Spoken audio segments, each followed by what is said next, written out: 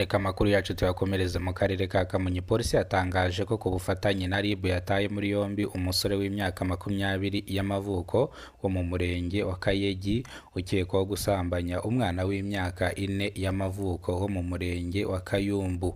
Uyu musore rero akaba yashyikirijwe ubugenzacyaha RIB kugira ngo akurikiranweho ibyaha ashinjwa byo gusambanya umwana w'imyaka 4 y'amavuko.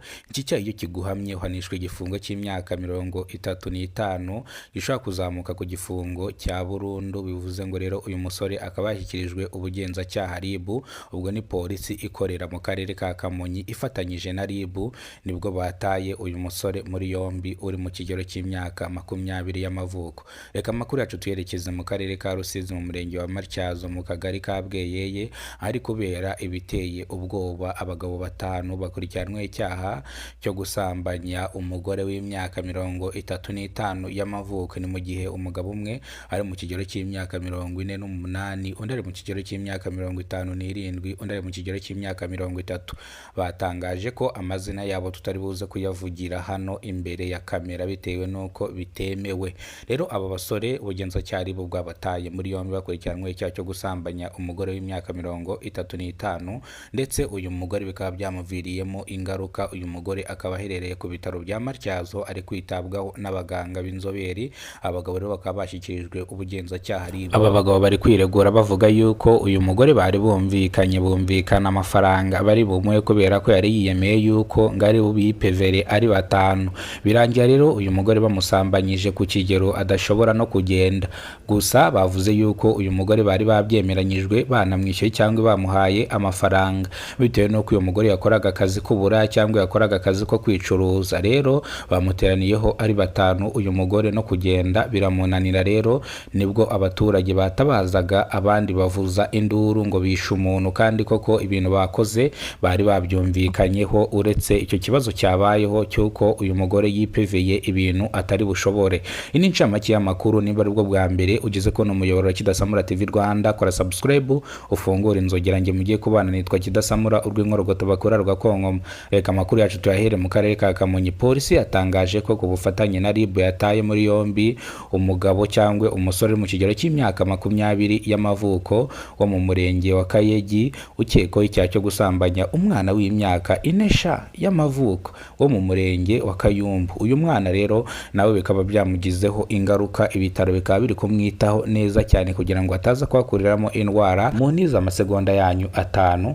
mbabwire kano kantu. Ibaze umwana w'imyaka 4 y'amavuko. Uyu mwana aba nta kintu azi, uyu mwana aba ari igitambambuga, uyu mwana batavuga ngo iki ni kibi cyangwa iki ni cyiza.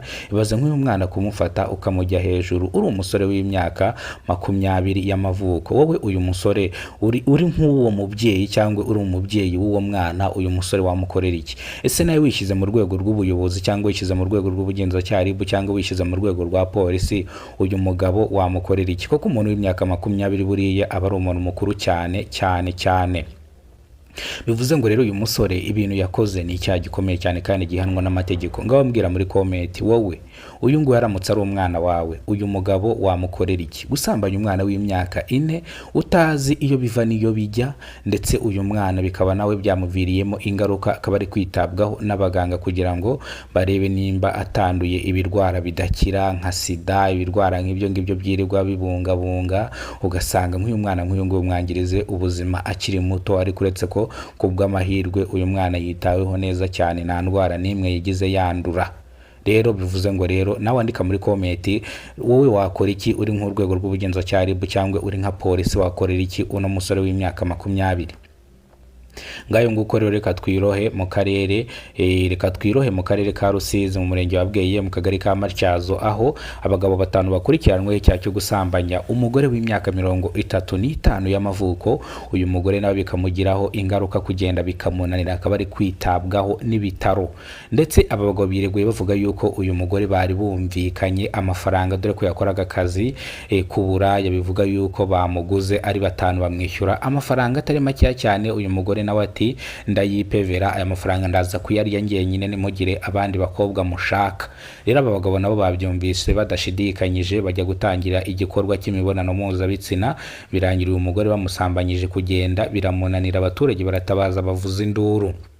ngo bano bagabo bishe umuntu. Rero aba bagabo bari kwiregura bavuga yuko bo nta kosa bafite kubera ko ibintu bakoze babyumvikanyeho. None mudamu ntago ibintu bakoze ari kuvuga ngo bafashe umugore ku ngufu, reka gusa umugore nta kintu aratangaza, naza kugira ikintu atangaza turaza kubabwira koko aracyari mu bitaro. Abangaba nabo bari kuri sitasiyo ya RIB kugira ngo bakurikiranweho ibyaha bashinzwa. Umugore naza akabyemera ko bumvikanye, aba bagabo bararekurwa. Umugore naza akavuga yuko bamufashe ku ngufu, aba bagabo barabakomezanya babakatire babajyane kubafunga. Bivuze ngo ijambo risigaye ni iry'uwo mugore. Navuga yuko bamufashe ku ngufu tayari abagabo barafungwa, navuga yuko bumvikanye tayari ibyo birashoboka yuko aba bagabo barekurwa. Aba bagabo basabye ubugenzacyaha RIB ko bakora iperereza bitonze ndetse bagatangira aho barimo banywera mu gasatere ka Matyazo inyuma y'umujyi aho uyu mugore asanzwe akorera akazi kiwe. Bakora iperereza bitonze bakamenya ese byagenze bite kugira ngo uyu mugore bamutahane, byagenze gite, se bamwishyuye amafaranga ngahe, se byagenze bite. Rero basabye ubugenzacyaha RIB ko bakora iperereza bitonze gake gake kugira ngo niba uyu mugore yava mu bitaro ashobora kubabeshyira ko bamufashe ku ngufu, ariko ubugenzacyaha RIB bwakoze iperereza ntago uyu mugore ashobora kuba yabeshya. Nimba aribwo bwa mbere ugeze kubona umuyoboro wa Kidasamura TV Rwanda, ibuka gukora subscribe, ufungura inzogera kugira ngo uzajye ubasha kubona amakuru mu gihugu cy'u Rwanda. Nge nitwa Kidasamura, urw'inkuru rwo tubakora rugakonko.